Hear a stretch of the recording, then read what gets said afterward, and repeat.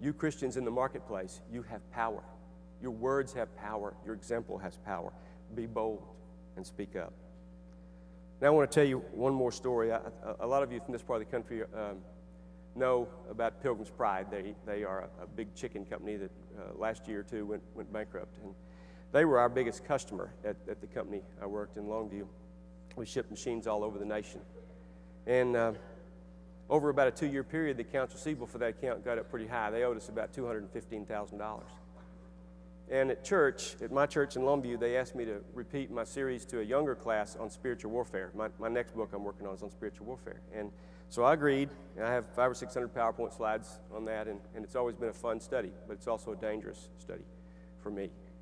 So I went to the young married class, and I said, okay, this is fall of 2008, and we're going to study spiritual warfare, but I need a special favor from you guys this quarter while we study this. And they said, okay, what? I said, I need you to pray for me, because every time I teach this, something bad happens to me.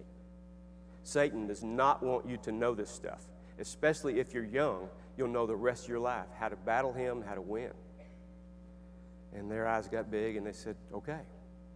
4 weeks into that 12-week series, my biggest customer, Pilgrims, went bankrupt, owing me $215,000. And since just a few years before, I had 6 people stealing from me and some accounting errors that added up to $500,000, I couldn't afford to lose another $215,000. And so I asked the class I said, see, I told you Satan didn't want you to know this stuff. And of course they said, well, we're praying. So about 100,000 of that, by the way, was really old, and Pilgrims had said, Steve, that stuff is from last year's budget. I don't know how we're ever going to be able to pay that. So I just could not afford to write it off. So I borrowed against it at the bank, the whole $215,000, and started paying monthly interest. And I knew that if we didn't get the money, we were bankrupt. I actually, at several points, started praying that my employees would all find good jobs. I was that sure we wouldn't make it. That never happened. It's still in business. But about a year after that event, and my class was still praying for me, even though I've long moved on to other classes teaching, it came out in the front page of the Longview paper that Pilgrim's Pride had been bought out, and that the company that bought them out was going to pay. It was very unusual coming out of debt. They were going to pay every vendor all their money. But when the check came, it didn't match the amount. They owed me $215,000. The check was $226,000. God had them pay me interest. Let me tell you what. If God plans on taking care of you, and I can tell you he does, if he needs to, he'll bankrupt a $1 billion corporation and set a new precedence where they pay the debt and the interest, even old debt, and it won't even be questioned. He who is in you is greater than he who is in the world. I want to tell you, I said that was the last story, but I had one more on the list. I think I have I'll tell you real quick. As I began to study at breakfast and at lunch by myself about heaven because of my dad passing away, when you're reading the Bible in public, people think you're a preacher. So they would often come up and they'd say, son, where do you preach? And I'd say, well, I'm not a minister. I'm just a businessman. And they would then think you knew nothing about the Bible. I don't know why they go those two extremes, but they do. You're either a preacher because you're reading the Bible in public, or you're ignorant.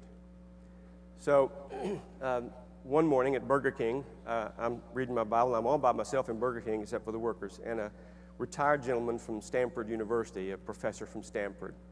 It looked like Albert Einstein with the hair sticking out and gray. And he comes up and said, son, where do you preach?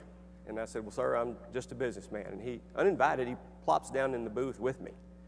And he says, when I was just reading that story about the prodigal son, and when he came back, his father said, son, you're a better man now for having gone through that experience. I said, no, he didn't, sir. He didn't do that. In fact, I flipped over and said, here's what he said. And I'd been just reading in my Read Through the Bible in a Year program, 1 John 2, where it says, if you can't say Jesus is Lord, you have a spirit other than the Holy Spirit. And something popped in my mind right then. It said, test that verse. Test that verse. So I looked at him and I said, I'll call him Dr. Smith. Dr. Smith, let me ask you a question. Is Jesus Lord? And see, I didn't make it personal. I didn't say, is he your Lord? I just generically, is Jesus Lord? And this 75-year-old man leaped out of the booth and started pacing back and forth like a caged lion, screaming at me through gritted teeth. The Burger King workers were just over there, as was I, and he was screaming through teeth, gritted teeth, and spitting on me, "No, who is Jesus? I don't know who that is. I see I'm wasting my time talking to you." I looked up and I said, "Sir, I want you to know that I'm going to pray that someday you know Jesus as Lord." And that really made him mad. He leaned over and stuck his finger right in my face, and he said, "No, don't pray for me." I smiled and I said, "I will. You can't stop me."